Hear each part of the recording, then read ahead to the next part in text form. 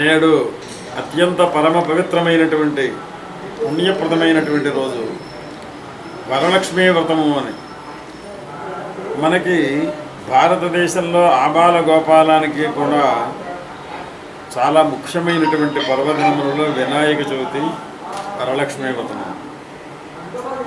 పిల్లల లగాయతు వృద్ధుల లగాయతు అమ్మవారికి ఎక్కడెక్కడో చాలా అరుదుగా దొరికేటువంటి పుష్పములను సేకరించడం కానీ, చక్కనైనటువంటి పళ్ళు నైవేద్యములతోటి అమ్మవారికి సాగించేటువంటి విశేష ఆరాధన ఈ వరలక్ష్మీ వ్రతము. ఎందుకింత ప్రాధాన్యత కలిగింది అంటే, శ్రావణ మాసంలో పూర్ణిమకు ముందరగా వచ్చేటువంటి శుక్రవారం నాడు ఎవరైతే నన్ను ఈ రకంగా అర్చిస్తారో వారికి సకల శుభములను కలిగిస్తాను అని చెప్పి సాక్షాత్తు ఆ మహాలక్ష్మీ అమ్మవారు చారుమతి అనేటువంటి ఒక పతివ్రత శిరోమణికి స్వప్నంలో దర్శనమిచ్చి చెప్పింది అని ఒక వృత్తాంతం.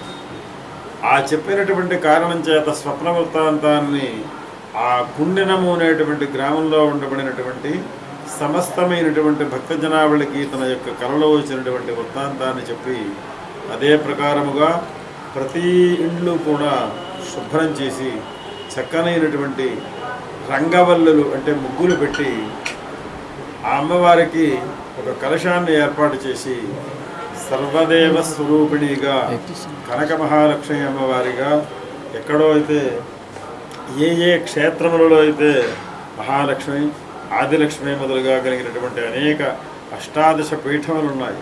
అటువంటి పీఠములలో విరాజిల్లేటువంటి అమ్మవార్లు కూడా నేటి రోజున ఎవరైతే భక్తులను అర్చిస్తారో వారికి ఉండబడినటువంటి సమస్తమైనటువంటి కోరికలు కూడా తీరాలి. వరము అన్నారు దాన్ని. వరము అంటే కోరిక అని. అన్ని కోరికలను కూడా అనుగ్రహించేటువంటి రోజు కనుక ఈ రోజుని మనం మహాలక్ష్మి అమ్మవారిగా అర్చించిన, కనక మహాలక్ష్మి అమ్మవారిగా అర్చించిన, కొల్హాపురంలో మహాలక్ష్మిగా అర్చించినప్పటికీ కూడా వరలక్ష్మి రూపాన్ని పొంది వరములు ఇచ్చేటువంటి లక్ష్మీ అమ్మవారుగా ప్రసిద్ధి చెంది ఆబాల గోపాలానికి కూడా తరతరముల నుంచి కూడా వరలక్ష్మి వ్రతం చేయడం అనేటువంటిది గొప్ప విశిష్టమైనటువంటి ఆచార సాంప్రదాయబద్ధమై ఉన్నది.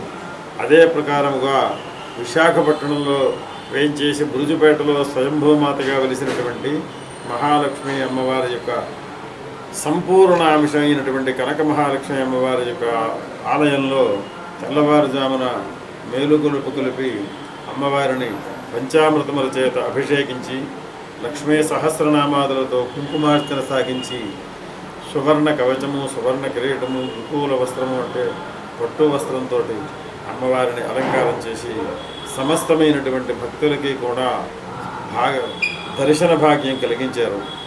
ప్రాతకాలము 8 గంటల నుంచి దేవస్థానానికి వచ్చినటువంటి సమస్తమైనటువంటి భక్తులకి వారందరి యొక్క స్వగోత్రములతో, స్నానములతో, స్వహస్తములతో అర్చన చేయించి మహాలక్ష్మి హోమము, పూర్ణాహుతి మొదలుగా కలిగినటువంటి గొప్ప అద్భుతమైనటువంటి కార్యక్రమాన్ని ఈ శ్రావణ మాస సందర్భంగా ఏర్పాటు చేసి ముఖ్యోద్దేశం ఏది అంటే అమ్మవారి యొక్క ఆశీస్సులు ఈ నగరం మీద, దేశం మీద, రాష్ట్రం మీద సమస్తమైనటువంటి సకల జనావళి కూడా సుఖశాంతులతో ఉండాలి అనేటువంటి గొప్పదైనటువంటి సంకల్పంతో ఈ వరలక్ష్మి వ్రత మహోత్సవాన్ని ప్రారంభించి ఆ సాయంత్రము కూడా ఈ రకంగా జరుగుతుంది అని అమ్మవారి యొక్క దర్శనాన్ని కానీ, ఇక్కడ దేవస్థానం వారు ఏర్పాటు చేసినటువంటి కుంకుమార్చనలలో కానీ, పంచామృతాభిషేకములలో కానీ, ప్రతి మంగళవారం నాడు జరిగేటువంటి సువర్ణ పాద పద్మ ఆరాధన, అది చాలా గొప్పదైనటువంటి ప్రక్రియ. 108 బంగారు పుష్పములు, సుమారు 3 కేజీల బంగారాన్ని దర్శించడం చేతనే గొప్ప పుణ్యము. ఏదైనా ఒక వస్తువు ఉందనుకోండి, ఆ వస్తువు ఒకడికి ఇవ్వడమో, దేవుడికి ఇవ్వడమో ఏదో చేస్తే పుణ్యం వస్తుంది. కానీ బంగారానికి ఏమిటి అంటే తస్మాత్ సువర్ణగం హిరణ్యం భార్యం అని చెబుతుంది శృతి.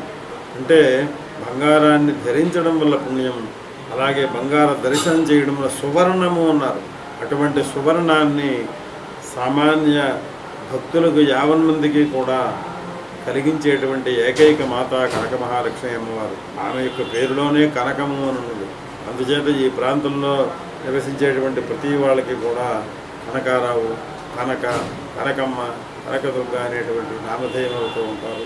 అంత విశిష్టత కలిగినటువంటి అమ్మవారి యొక్క గుళ్ళో ప్రతి మంగళవారం నాడు సువర్ణ 108 పుష్పములతోటి అమ్మవారికి అర్చించేటువంటి విధానం. ఇంకా ఇది కాకుండా ఇంకో సౌభాగ్య వృద్ధి కావాలి అని ముత్తైదువ ప్రతి స్త్రీ కూడా కోరుకునేది ఏది అంటే గాజులు, మెట్టెలు, మంగళసూత్రం, పసుపు, కుంకుమ మొదలుగాగినటువంటి సౌభాగ్య ద్రవ్యములు నా యొక్క ఆఖరి శ్వాస వరకు ఉండాలని కోరుకుంటారు ముత్తైదువ అంటే. ఆ ముత్తైదువత్వం, స్త్రీత్వం, సౌభాగ్యత్వం కలగాలి అంటే ప్రప్రధానంగా చేయవలసింది ఏది అంటే అమ్మవారి యొక్క కుంకుమార్చన. ఆ కుంకుమార్చన కూడా మంగళవారం నాడు 1,00,000 కుంకుమార్చన రూపంలో ఏర్పాటు చేశారు.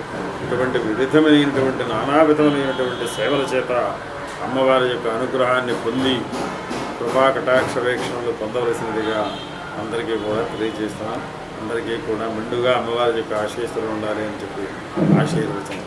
శతమానం భవతి.